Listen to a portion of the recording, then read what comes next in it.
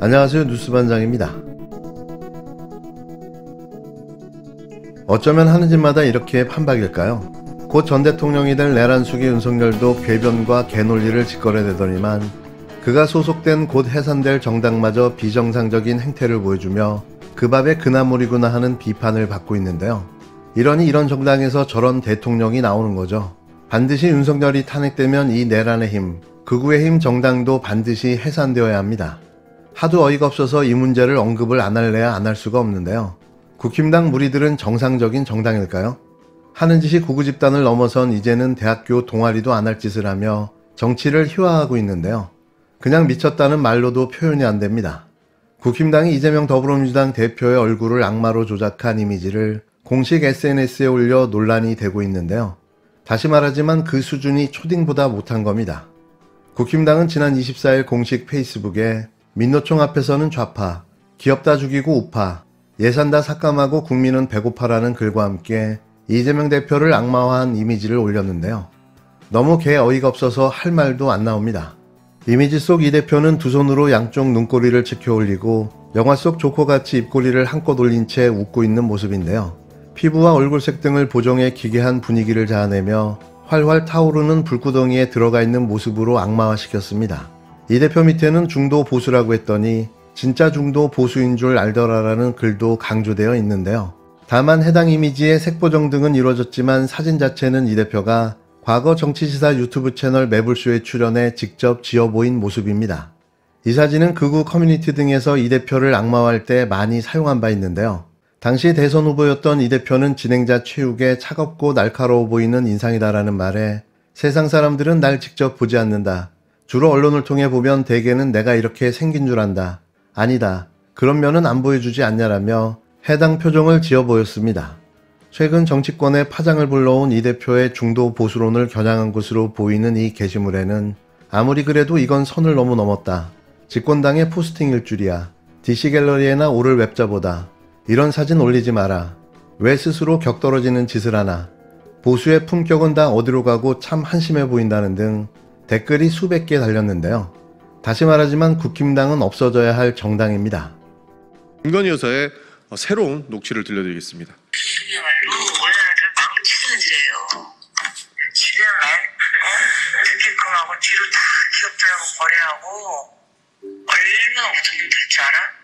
중앙일보는 이제 삼성하고 거래 안 하지. 삼성이 중앙일보 싫어하니까. 그거 하나 뿐이지. 아직 난 조선일보 폐간에 난 목숨 걸었어. 조선일보 폐간에 목숨을 거셨답니다. 이에 대해서 조선일보는 어떤 입장인지 물어보고 싶습니다. 김건희 윤석열의 기형적인 정치 공동체가 결국 나라까지 망쳤습니다. 마땅히 죗값을 받고 역사 속으로 사라져야 할 것입니다. 어제 저희 명태균 게이트 진상조사단은 이 자리에서 김건희 여사의 공천 개입 관련 녹취를 공개했습니다. 너무 충격적이고 참담한 사실이 아닐 수 없었습니다. 그런데 하루도 채 지나지 않은 상황에서 김건희 여사가 조선일보를 폐간해야 한다는 녹취가 나왔다는 보도까지 나왔습니다. 도대체 김 여사의 정치 개입은 어디까지 뻗쳐져 있는 것입니까? 그리고 조선일보는 이에 대해서 어떻게 생각할지 궁금합니다. 입장을 밝혀주시면 좋을 것 같습니다. 만약 대통령의 직무가 정지되지 않았고 김건희 여사가 대통령 남편의 지위에 편승해서 계속 이런 마술을 각지에 뻗쳤다면 과연 우리나라는 어떻게 되었을지 생각만 해도 아찔합니다. 김건희 여사는 단지 윤석열 대통령의 부인만이 아니었습니다. 대통령의 캐딜락을 타고 이동했고 정당한 권한도 없이 비화폰을 지급받아 사용했다고 합니다. V1이 누구냐는 말이 그냥 나왔던 게 아니라는 겁니다. 이제 국민의힘 공천에 부부가 같이 관여했다는 명확한 증거들이 나오고 있습니다.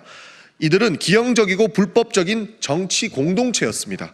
철저한 수사를 통해서 죗값을 받아야, 마땅한 처벌을 받아야 할 것입니다. 윤석열과 김건희가 지난 2022년 대통령 취임식 전날 명태균 씨와 나눴던 통화 녹음이 공개된 데 이어 오늘은 또 김건희의 육성이 추가로 공개됐습니다. 김어준의 겸손은 힘들다 뉴스공장에 출연한 주진우 기자는 명태균 씨 구속 이후 이뤄진 김건희의 통화 육성을 입수했다며 녹취를 공개했는데요. 그야말로 우리나라를 망치는 애들이에요. 지는 말 듣게끔 하고 뒤로 다 기업들하고 거래하고 얼마나 못된 놈들인 줄 알아? 중앙일보는 이제 삼성하고 거래 안 하지. 삼성이 중앙일보를 싫어하니까. 그거 하나뿐이지. 아직 난 조선일보 폐간에 난 목숨 걸었어. 들으셨겠지만 김건희가 얼마나 화가 났으면 조선일보 폐간에 목숨을 걸었다는 말까지 하게 된 걸까요? 이런 통화는 과연 어떤 맥락에서 이루어진 건지 내용을 들어보면 이렇습니다. 명태균 씨는 지난해 11월 15일 구속됐는데 구속 전에 김영선 전 의원의 공천과 관련된 윤석열 부부의 육성이 담긴 USB를 조선일보 기자에게도 건넸고 조선일보 측이 이런 자료를 가지고 있다는 사실을 용산이 알게 됐다는 게 주진우 기자의 설명인데요. 이 과정에서 김건희가 조선일보 폐간까지 언급하며 화를 냈다는 겁니다. 다만 주 기자는 통화 상대방이 누구였는지, 통화 시점은 구체적으로 언제였는지 등은 제보자 보호 등을 이유로 밝히지 않았는데요. 당시 윤석열 부부의 육성 자료 등을 확보했던 조선일보 기자는 명 씨가 보도에 동의하지 않아 실제 기사는 작성하지 않았다고 밝힌 것으로 알려졌습니다. 김영선 전 의원 공천과 관련한 윤석열 부부와 명태균 씨 통화 육성은 최근에야 일부 공개됐는데요. 너무나도 노골적인 공천 청탁과 처리 과정이 적나라하게 드러난 통화여서 선거 개입 등 선거법 위반에 해당할 수 있습니다. 이진동 대검찰청 차장은 윤석열 부부 소환 조사 가능성에 대해 정해진 게 없다며 처음부터 다시 결정할 예정이라고 밝혔습니다. 지금까지 공개된 녹취가 10분의 1도 안 된다니 앞으로 공개될 녹취의 파장은 계속해 이어질 텐데요. 이 녹취가 12.3 계엄 전에만 공개됐어도 계엄은 선포되지 않았을 수도 있었습니다. 예, 명태균입니다. 공관위에서 나한테 들고 왔길래. 예.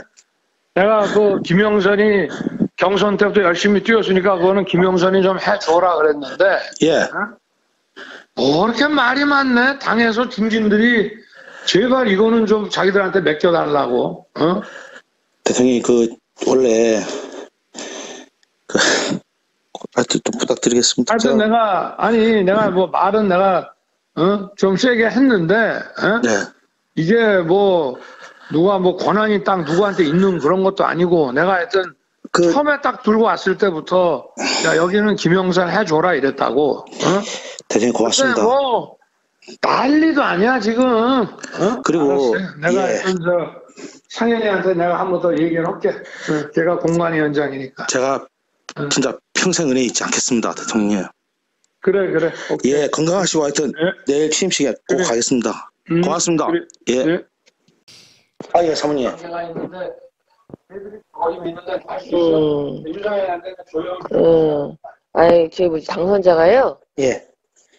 여보세요? 네네. 네, 당선인이 지금 전화를 했는데, 예. 하여튼 당선인 이름 팔지 말고 그냥 미르라고 했어요, 지금 전화해서. 예, 고맙습니다. 당연하죠.